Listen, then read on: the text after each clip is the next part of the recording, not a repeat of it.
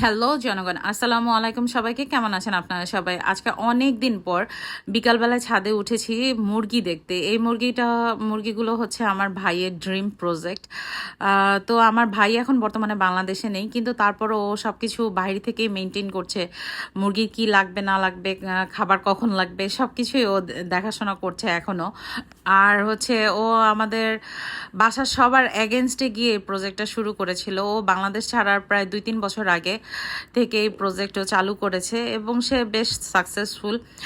আর হচ্ছে এই মোরগ যে দেখতে পাচ্ছেন, এই মোরগটার নাম হচ্ছে হাসলি মোরগ, খুব সম্ভবত হাসলি মোরগ। আর ও এই টাইপের কালেকশন রাখতে খুব পছন্দ করে।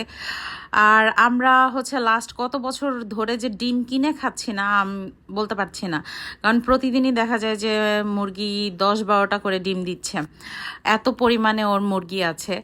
তো যাই হোক, ওর প্রজেক্ট ফাইনালি সাকসেসফুল, এটাই অনেক বড় কথা।